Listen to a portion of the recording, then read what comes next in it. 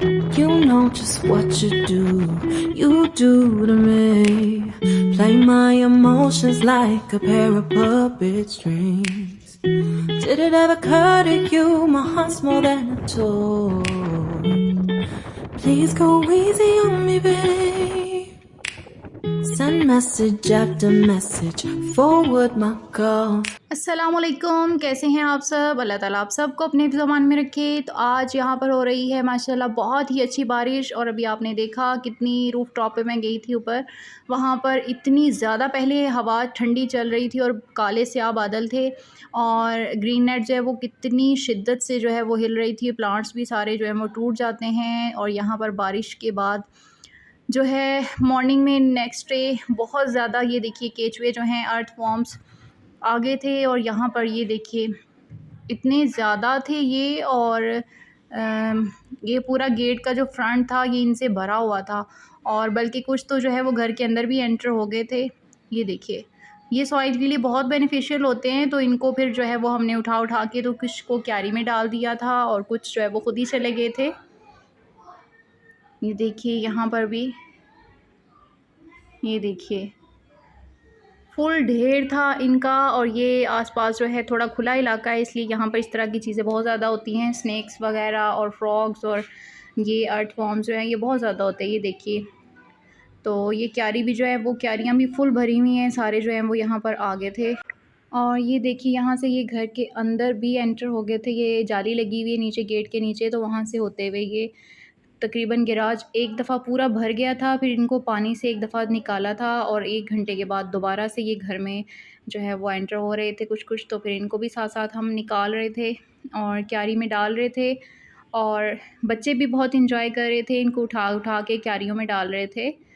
तो यहाँ पर कुछ प्लांट्स मैं लेके आई थी नर्सरी से। तो यहाँ पर ये देखिए इनके साथ जो है ये कितने ज़्यादा स्नेल्स हैं। और स्नेल्स जो हैं वो बिल्कुल भी प्लांट्स के लिए अच्छे नहीं होते।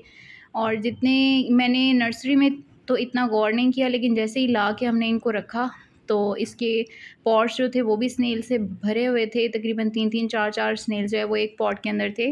और कुछ प्लांट्स जो थे उनके लीव्स के नीचे ये छुपे हुए थे। तो इन सब को मैंने निकाल के सेपरेट किया, क्योंकि ये प्लांट्स के लिए बिल्कुल भी अच्छे नहीं होते, इनके लीव्स को ये खाते रहते हैं।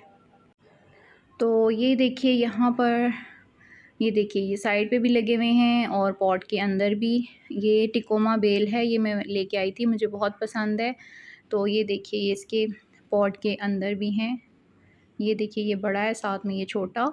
तो इन सब को जो है वो एहतियात से मैंने सभी को निकाल लिया था। ये देखिए, तो 1-2 दिन के लिए जब भी आप नर्सरी से प्लांट्स लेके आएँ तो 1-2 दिन आप उनको रख दें बाकी प्लांट्स के बीच में। लेकिन यहाँ पर बारिश बहुत ज़्यादा हो रही थी, मौसम बहुत अच्छा था। और यहाँ पर ये देखिए एक बहुत ही खूबसूरत पर्पल कलर की स्पैरो थी। यहाँ पर बहुत यूनिक सी स्पैरोज़ आती हैं, क्योंकि ये खुला एरिया, यहाँ पर ज़्यादा घर नहीं बने हुए।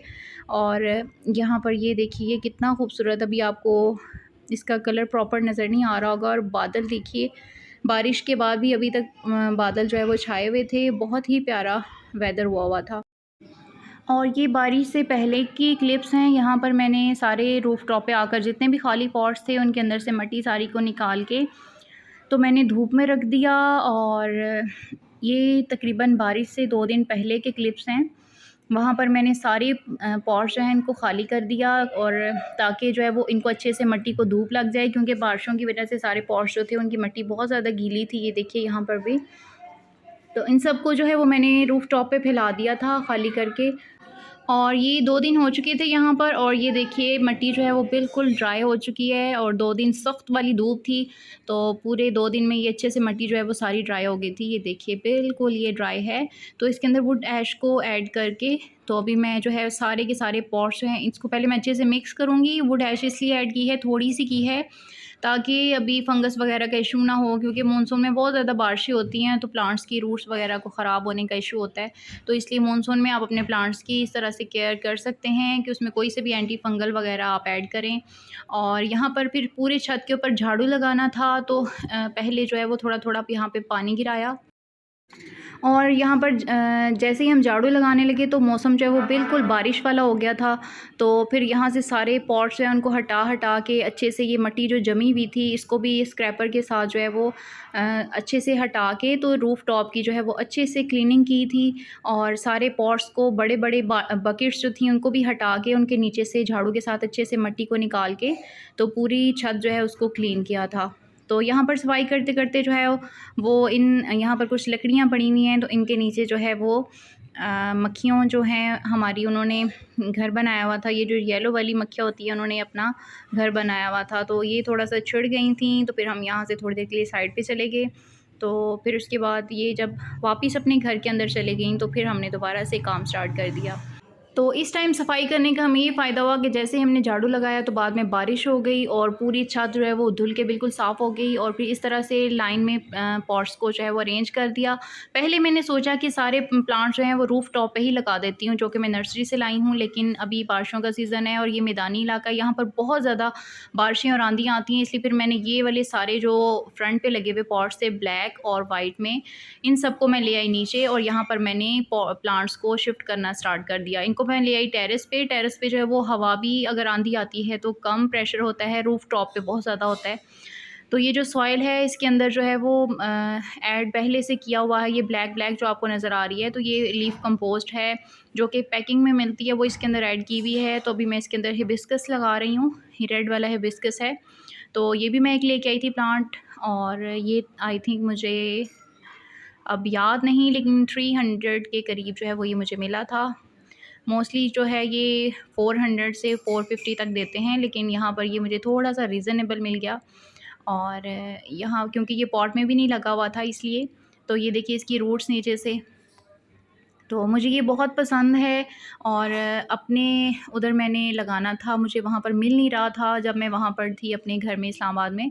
तो अभी फिर यहाँ मदर की तरफ आई हूँ तो यहाँ पर मैंने लेके तो मुझे नज़र आया तो मैं नर्सरी से जल्दी से ले आई। और यहाँ पर देखिए इसके अंदर बहुत ज़्यादा आंट्स थी, तो पता नहीं कोई छोटी-छोटी बिल्कुल बारीक सी, और उन्होंने अंडे भी दिए हुए थे। तो मैंने इनको जो है वो सारी मिट्टी इनकी हटा दी ताकि कोई भी इसमें इशू ना हो इनकी वजह से। सारी की सारी मैंने मिट्टी इसके साथ से हटाई।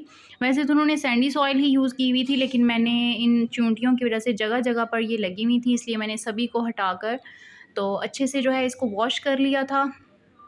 ये देखिए यहाँ पर मैंने इसकी रूट्स को कर लिया है वॉश। और अगर आप बिगनर हैं, फ़र्स्ट टाइम प्लांट को आप रीपॉट कर रहे हैं तो आप बिल्कुल भी सारी मिट्टी मत हटाइएगा, वरना प्लांट के मरने के चांसेस होंगे।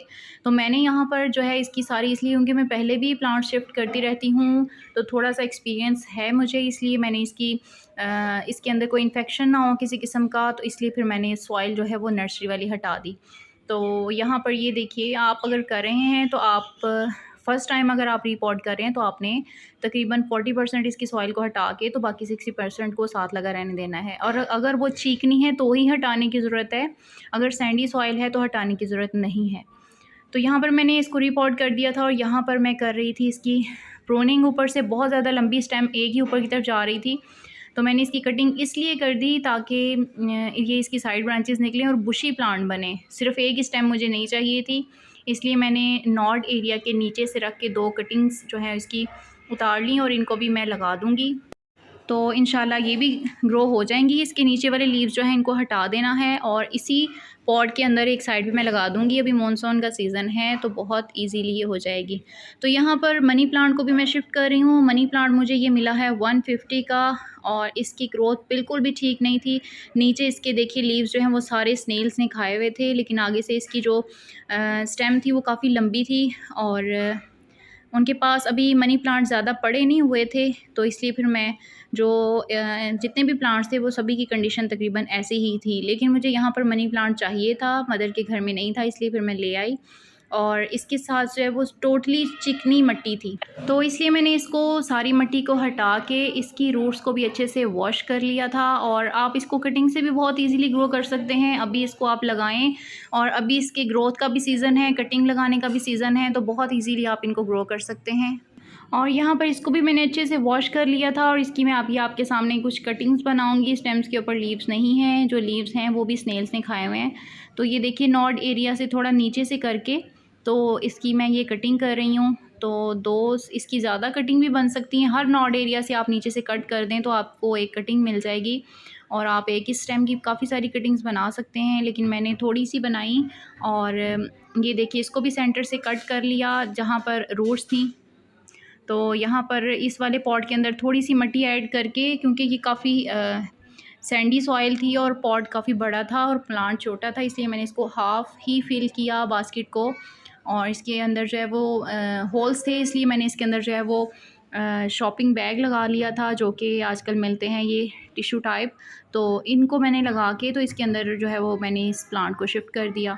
तो शिफ्ट करना बहुत ईजी है, आपने पहले भी मेरी बहुत सी वीडियोस में देखा होगा। और अभी भी आपने देख लिया है कि कितना इजीली हम मनी प्लांट को ट्रांसप्लांट कर सकते हैं। और यहाँ पर मैंने कुछ प्लांट्स को ट्रांसप्लांट कर लिया था, बाकी की वीडियो मैं आपके साथ नेक्स्ट शेयर कर दूँगी। और हिबिस्कस की जो मैंने 2 कटिंग्स उतारी थी वो मैंने उसी पॉट में लगा दी। और ये कुछ मोतिया और रोज़ जो है सेंटर में पड़ा हुआ है, ये भी ट्रांसप्लांट करना बाकी हैं, तो इनको भी मैं बाद में कर दूँगी। और एक वॉन्डरिंग जू जो है उसकी मैं कटिंग लेके आई थी, उसकी मैंने 3 पार्ट्स कट किए। और यहाँ पर पोर्चुलाका और ये कुछ सिंगोनियम के प्लांट्स मैंने लगाए हुए हैं, इनके साथ मैंने इनको लगा दिया। वीडियो अच्छी लगी हो तो लाइक करके चैनल को सब्सक्राइब ज़रूर कर दीजिएगा। Thanks for watching. अल्लाह हाफिज़। You know just what you do to me. Play my emotions like a